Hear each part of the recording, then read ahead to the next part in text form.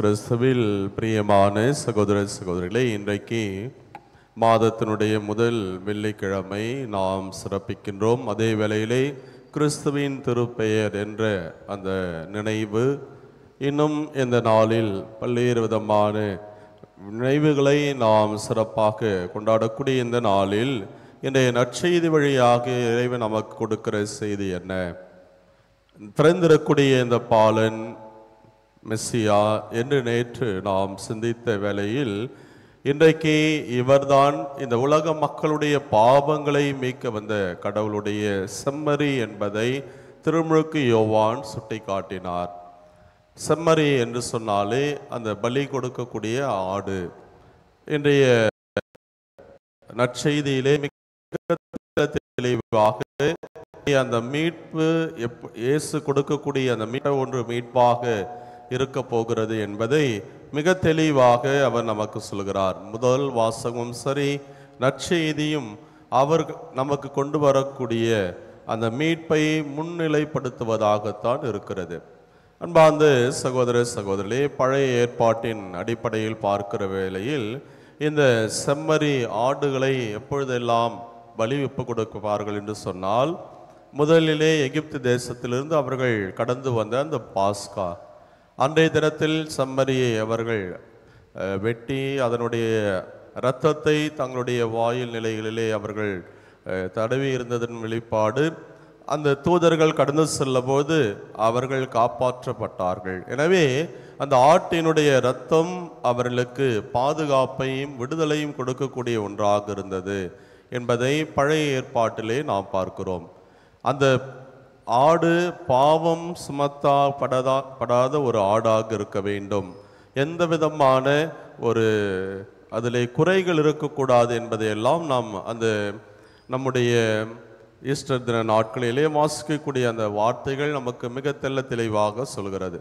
அந்த அடிப்படையில் பார்க்கிற பொழுது பாவம் சுமத்தாத பாவங்களை நீக்கவே அவர் தோன்றினார் என்பது உங்களுக்கு தெரியும்.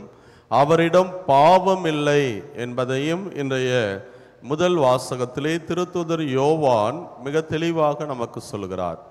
அப்படி என்று சொன்னால் அந்த முதல் எகிப்து தேசத்திலே அவர்கள் கொண்டாடிய அந்த பாஸ்கா அந்த ஆடு, இரண்டாவது ஒரு விழா என்று சொன்னால் யோம் கிப்பூர் என்று சொல்லக்கூடிய அந்த ஒப்புரவு பலியை ஒப்பு கொடுப்பார்கள். ஒவ்வொரு ஆண்டும் அங்கு அந்த ஆண்டருடைய பேழையை தொடுவதற்கு முன்பாக அல்லது அந்த கடைசியிலே இஸ்ராயேல் மக்கள் எல்லாரும் ஒன்று கூடி இருக்கக்கூடிய வேளையில் தலைமை குரு தன்னுடைய பாவத்துக்கு பரிகாரமாக ஒரு ஆட்டை பலியிட்டு அந்த இரத்தத்தை எடுத்து மக்கள் மீதும் தன் மீதும் தெளித்து கொள்வார்.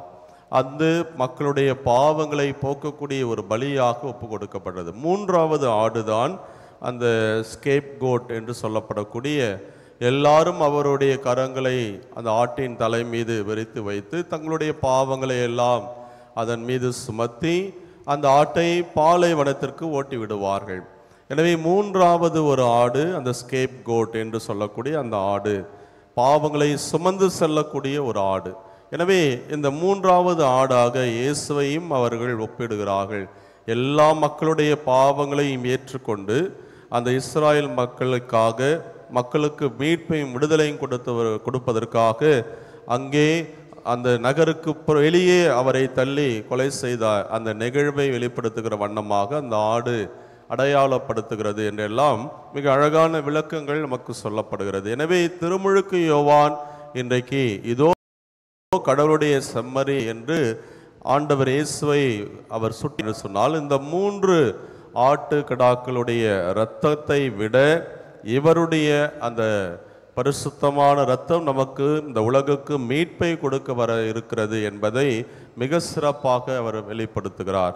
அதே போன்று யார் மீது தூய் ஆவியானவர் இறங்கி வருகிறாரோ அவரே மெஸ்ஸியா என்பதை நேற்றும் சரி இன்றைக்கு மீண்டும் மீண்டும் அந்த மக்களுக்கு அடையாளப்படுத்துகிறார். இதன் வழியாக மற்றொரு செய்தியை நாம் அறிந்து கொள்கிறோம். திருமுழுக்கு யோவான் தான் யார், தன்னுடைய நிலைப்பாடு என்ன, இந்த கடவுளுடைய திட்டம் தன்னுடைய வாழ்வில் எவ்வாறெல்லாம் செயல்படுகிறது என்பதை மிக தெளிவாக உணர்ந்து மக்கள் தன்னை தவறாக புரிந்து கொண்டாலும் கூட யாரை சுட்டி காட்டுவதற்காக அனுப்பப்பட்டாரோ அதை மிக தெளிவாக செய்து கடவுளுக்கு ஏற்ற ஒரு சிறப்பான வாழ்க்கையை அவர் வாழ்கிறார். எனவே நம்முடைய வாழ்வில் நாம் இன்றைக்கு கற்றுக்கொள்ளக்கூடியது, மற்ற ஆட்டுக்கிடாக்களுடைய இரத்தம் ஒவ்வொரு ஆண்டும் அந்த தலைமை குருக்களும் மற்ற குருக்களும் ஒப்பு கொடுத்தாலும் அவர்களுடைய பாவங்களுக்கு அது கழுவாயாக அமையவில்லை. மாறாக இந்த பரிசுத்தமான பாலன் இயேசுனுடைய பரிசுத்த இரத்தம்தான் மானுடத்தை மீட்டது என்பதை நாம் உணர்ந்து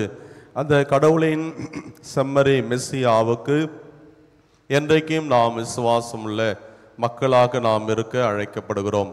கடவுளின் திருப்பெயர் என்று சொல்லப்படக்கூடிய அந்த விழா கொண்டாடக்கூடிய இந்த நாளில் வார்த்தையாம் இறைவன் வானிலிருந்து இன்றைக்கு மண்ணகத்துக்கு நமக்காக வந்து இந்த மெஸ்ஸியா என்கின்ற அந்த மிக சிறப்பானது ஒரு கடவுள் கொடுத்த அந்த அழைப்பை நிறைவாக நிறைவு செய்து கடவுளுக்கு உகந்த பிள்ளையாக இருந்தது போல நாமும் நம்முடைய வாழ்வில் அந்த பாவுக்கு என்றைக்கும் உள்ள பிள்ளைகளாக இருக்க தொடர்ந்து முயற்சிடுப்போம்.